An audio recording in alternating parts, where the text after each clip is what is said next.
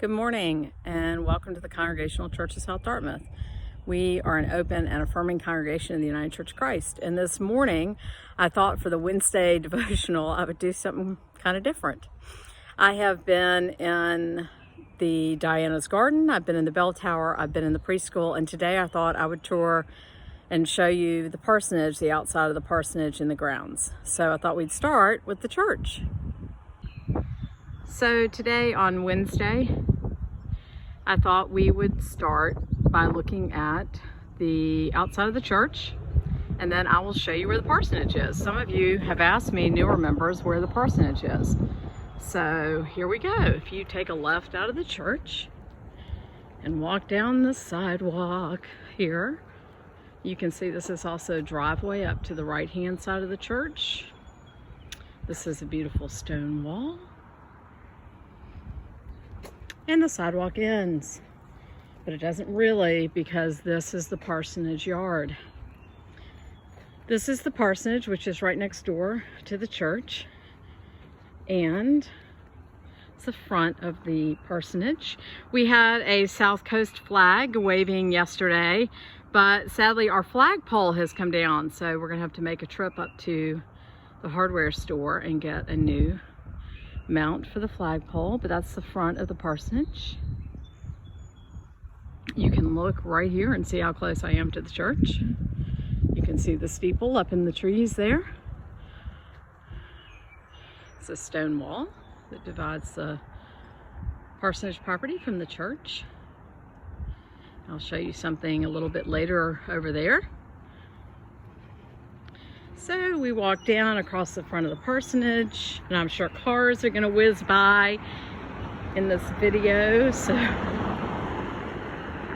here's the driveway for the parsonage. You can see the beautiful blue sky today. You can see looking back.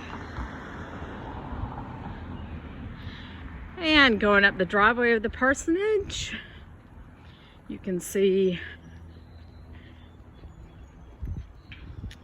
beautiful yard. You can see the bay window in the kitchen and the kitchen windows, and the dining rooms downstairs, and upstairs are bedrooms. This is the side door to the parsonage and the garage. And this is the beautiful backyard of the parsonage and the stone wall that surrounds it. We have lovely neighbors over there.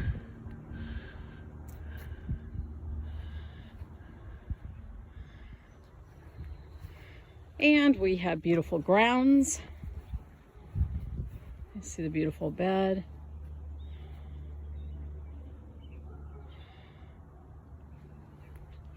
The lilac trees bloom, and it is unbelievable out here when they're in bloom. We have such a great outdoor space. When it is permissible by the state of Massachusetts to gather outside, I anticipate that we could use this space in some way for worship and seat people with proper guidelines apart. And it is just stunning.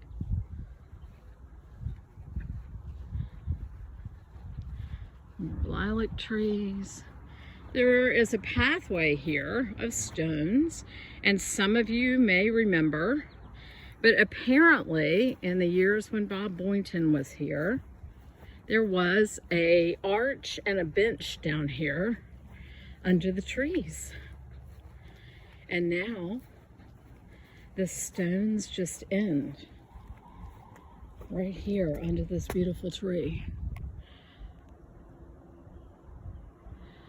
You can see the playground, the back of the church, and you can see the parsonage right next door. Also back here, you may not be aware, we have a peace pole. May peace be in our homes and communities. And the peace pole has different languages. I know that's Hebrew.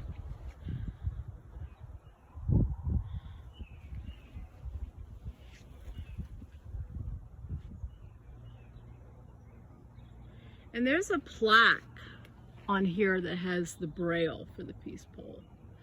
Okay, right there. May peace prevail on earth, it says on this side. In the back of the church, you can see in the back of the church here, the addition was put on the church in 1956, and the date is inscribed in the concrete if you've never been out here. And here is Diana's garden, where I did a Wednesday devotional from Diana's garden.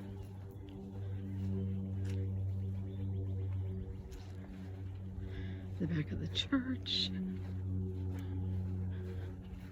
the parsonage,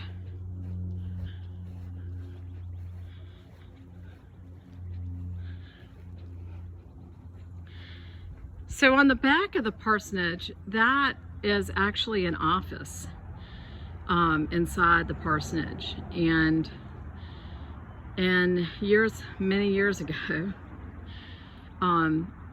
the doorbell to the church and the phone to the church used to ring at the parsonage, I'm told. And that office had been used by clergy in the past. There's a family room downstairs, and upstairs are the bedrooms and the bathroom. And downstairs there's a half bath and a big family room on this side of the church, this side of the parsonage, and the other side's the dining room and kitchen and the office. Upstairs are 4 bedrooms and 1 full bath. And there's a half bath downstairs. And that's the back of the garage. And beautiful bench. David and I brought this bird bath and put it here when we moved in. We actually purchased it in Fairhaven. And before I show you the walkway, so in case you see what these are, this may give you a good laugh. I thought they were put up. My family likes to play what we call cornhole, and David Keller went to Wake Forest, hence Emma made those for David for, I think, a Father's Day. You can see the parsonage, beautiful rhododendron. It's got a great patio. We sit out there a lot and have coffee in the morning. You can see just how beautiful it is. So I brought something else to the property when I came.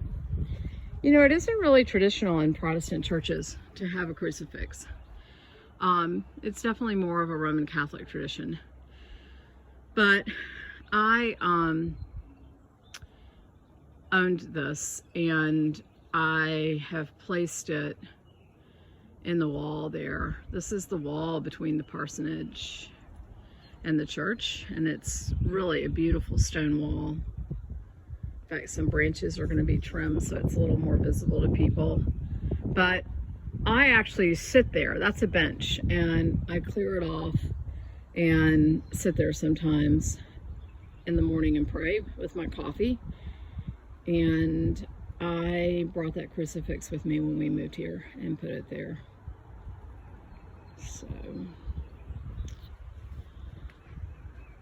So every morning, you know, before COVID, my husband, David, would get in the car. He's actually working in the parsonage office there.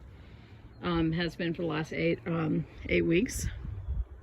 But here's my commute. I come out that door, and that's my commute. Let's see. I think it's 1, 2, 3, 4, 5, 6, 7, 8, 9, 10, 11, 12, 13, 14, 15, 16, 17, 18, 19, 20, 21, 22, 23, 24, 25, 26, 27, 28, 29, 30, 31, 32, 33, 34, 35. 35 steps from the parsonage to the church. So I have a 35-step commute, and I know that I'm really lucky and blessed to have that commute. It is such a great commute. David and I have agreed when he is commuting into the city that I won't rub it in, that I have this great commute when he sits in traffic.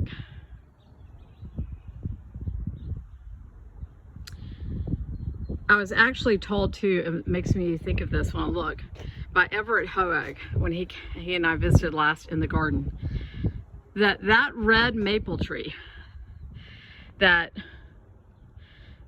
Rob Schoning's dad brought that, Mr. Schoning, as a little seedling and planted because he said the backyard needed some color. And Everett told me that he remembered Mr. Schoning bringing the red maple and planting this tiny little seedling because he felt like we needed color. And there is a lot of green. That red is really pretty against all that green. So today, here's what I would say is a good word for today. I think we should live in the day. I think we should be grateful for what it is that we have this one day. I do. I think we should be grateful for the blessings of this life. Be grateful for family and friends. Be grateful for law enforcement and medical personnel. Be grateful for hospital chaplains and, all the essential workers. I'm grateful for all my clergy friends that are working so hard during these days as we gather and try to think of what the future will hold for the church. And I'm grateful for all the delivery people and the people who work for the Postal Service. And, I'm grateful for all the people that are keeping the systems going. And I have to tell you this. Since I came to this church, I have talked about a new thing and doing a new thing. And how sometimes we have to let go of the old. And it's painful. It's hard to let the old ways go. But it is time for a new thing. And I believe the church will look different. And I think it'll be okay. I think we will live differently for a while. And I have no idea what that will look like. And yet I remain confident and unwavering in the fact that I know that there is a power greater than myself, whom I choose to call God, or the great love, that knows of our sickness, knows of our sadness, knows of our sorrow, dances and rejoices with us and throws glitter in the air and sings and shares our joy as well as our sorrow. And I believe in taking life one day at a time. And for this beautiful day, for this one day, I will be grateful for this church, for these beautiful grounds, for this wonderful parsonage that was built by Jane Rio's father, I might add, who's a member of the church.